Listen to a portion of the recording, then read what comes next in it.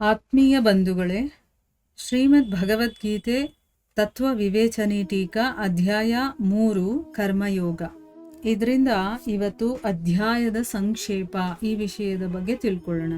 ಅಂದರೆ ಏನು, ಈ ಒಂದು ಅಧ್ಯಾಯದಲ್ಲಿ ಪ್ರತಿಯೊಂದು ಶ್ಲೋಕದಲ್ಲಿ ಏನು ಹೇಳಿದಾನೆ ಅಂತ ಸಂಕ್ಷೇಪವಾಗಿ ಇಲ್ಲಿ ವಿವರಣೆಯನ್ನು ಕೊಟ್ಟಿರ್ತಾರೆ.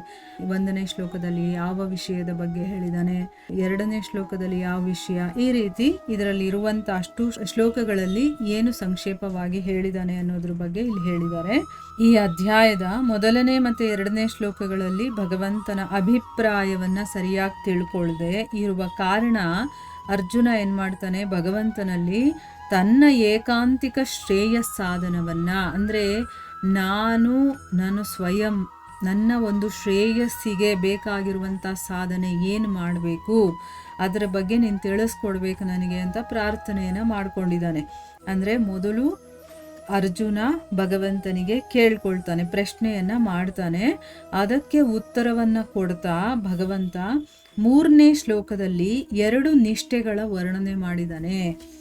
ಅಂದರೆ ನಾನು ಏನು ಮಾಡಬೇಕು ಅಂತ ಕೇಳ್ಕೊಳ್ತಾನಲ್ಲ ಶ್ರೇಯ ಸಾಧನೆಗೆ, ಅದಕ್ಕೆ 2 ನಿಷ್ಠೆಗಳ ಬಗ್ಗೆ ಭಗವಂತ ವರ್ಣನೆ ಮಾಡಿದ್ದಾನೆ. 4ನೇ ಶ್ಲೋಕದಲ್ಲಿ ಯಾವುದೇ ನಿಷ್ಠೆ ಆಗಿರಬಹುದು, ಸ್ವರೂಪದಿಂದ ಕರ್ಮಗಳ ತ್ಯಾಗ ಅವಶ್ಯಕವಿಲ್ಲ, ನೀನು ಯಾವ ನಿಷ್ಠೆನಾದರೂ ಚೂಸ್ ಮಾಡ್ಕೋ. 2 ನಿಷ್ಠೆಗಳನ್ನು ಹೇಳಿದಾನಲ್ಲ, ಆ 2 ನಿಷ್ಠೆಗಳಲ್ಲಿ ಸ್ವರೂಪದಿಂದ ನೀನು ಕರ್ಮವನ್ನು ತ್ಯಾಗ ಮಾಡೋ ಹಾಗಿಲ್ಲ. ಅಂದರೆ ಕೆಲಸ ನೀನು ಮಾಡಲೇಬೇಕು, ಅದನ್ನು ಬಿಟ್ಟು ಹೋಗಬೇಕು ಅನ್ನೋದು ಏನೂ ಇಲ್ಲ ಅನ್ನೋದನ್ನು ಸಿದ್ಧಪಡಿಸಿದ್ದಾನೆ. ಇನ್ನು 5ರಲ್ಲಿ ಏನು ಮಾಡಿದ್ದಾನೆ, ಒಂದು ಕ್ಷಣಕ್ಕಾದರೂ ಕೂಡ, ಅಂದರೆ ಒಂದೇ ಒಂದು ಕ್ಷಣ ನಾವು ಕರ್ಮವನ್ನು ಮಾಡದೆ ಇರೋದಕ್ಕಾಗೋದಿಲ್ಲ. ಅಂದರೆ ಕರ್ಮಗಳ ತ್ಯಾಗ ಸರ್ವತಾ ಅಸಂಭವ ಅಂತ ಹೇಳ್ಬಿಟ್ಟಿದ್ದಾನೆ. ಏನಾದರೂ ಒಂದು ಮಾಡ್ತಾನೆ ಇರಬೇಕು. ಆದರೆ ನಾವು ಏನು ಮಾಡಬೇಕು ಅನ್ನೋದನ್ನು ತಿಳ್ಕೊಳ್ಳೋದಕ್ಕೆ ಈ ಒಂದು ಅಧ್ಯಾಯ ಇರೋದು. ಆಮೇಲೆ 6ನೇ ಶ್ಲೋಕದಲ್ಲಿ ಕೇವಲ ಮೇಲಿನಿಂದ ಇಂದ್ರಿಯಗಳ ಕ್ರಿಯೆ ಮಾಡದೇ ಇರುವಂತಹ ವಿಷಯ ಚಿಂತಕ ಮನುಷ್ಯ ಇದನ್ನಲ್ಲ, ಅವನನ್ನು ಮಿಥ್ಯಾಚಾರಿ ಅಂತ ಹೇಳಿದ್ದಾರೆ. ಅಂದರೆ ಅವನು ಬರೀ ಇಂದ್ರಿಯಗಳ ಕ್ರಿಯೆ ಮಾಡದೆ ಅವನು ವಿಷಯ ಚಿಂತನೆಯನ್ನು ಮಾಡ್ತಾನಲ್ಲ, ಅವನು ನಿಜವಾಗ್ಲೂ ಮಿಥ್ಯಾಚಾರಿ ಅಂತ ಹೇಳಿದ್ದಾರೆ.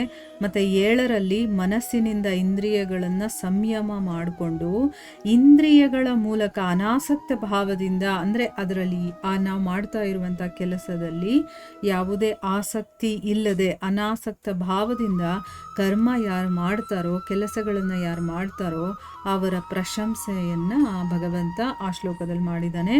ಮತ್ತು 8 ಮತ್ತು 9ರಲ್ಲಿ ಕರ್ಮಗಳನ್ನು ಮಾಡದೇ ಇರೋದಕ್ಕಿಂತ ಕರ್ಮಗಳನ್ನು ಮಾಡೋದೇ ಶ್ರೇಷ್ಠ ಅಂತ ಹೇಳಿದ್ದಾನೆ. ಮತ್ತು ಕರ್ಮಗಳಿಲ್ಲದೆ ಶರೀರ ನಿರ್ವಾಹ, ಅಂದರೆ ಈ ಶರೀರದ ಪೋಷಣೆಗೋಸ್ಕರ, ಅಂದರೆ ಇದನ್ನು ನಿರ್ವಹಣೆ ಮಾಡೋದಕ್ಕೋಸ್ಕರ ನಾವು ಕೆಲಸವನ್ನು ಮಾಡಲೇಬೇಕಲ್ವಾ. ಸೊ ಅದಕ್ಕೋಸ್ಕರನೇ ಇಲ್ಲಿ ಕರ್ಮಗಳನ್ನು ಮಾಡದೆ ಶರೀರ ನಿರ್ವಹಣೆ ಅನ್ನೋದು ಅಸಂಭವ ಅಂತ ತಿಳಿಸಿ, ನಿಸ್ವಾರ್ಥ ಮತ್ತು ಅನಾಸಕ್ತ ಭಾವದಿಂದ ನಮಗೆ ಅಂತ ವಿಧಿಸಿರುವಂತಹ ಕರ್ಮಗಳನ್ನು, ಅದನ್ನು ವಿಹಿತ ಕರ್ಮಗಳು ಅಂತ ಹೇಳ್ತಾರೆ, ಅದನ್ನು ಮಾಡಬೇಕು ಅಂತ ಭಗವಂತ ಆಜ್ಞೆಯನ್ನು ಕೊಟ್ಟಿದ್ದಾನೆ.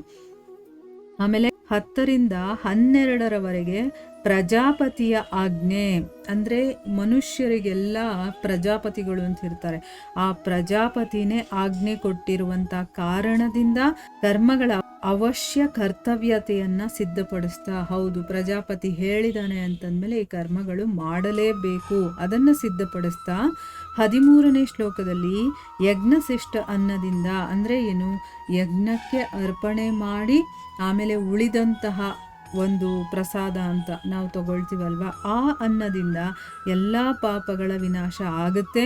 ಮತ್ತು ಯಜ್ಞಗಳನ್ನು ಮಾಡದೇ ಇರುವಂಥವ್ರನ್ನು ಪಾಪಿಗಳು ಅಂತ ಹೇಳಿದ್ದಾರೆ.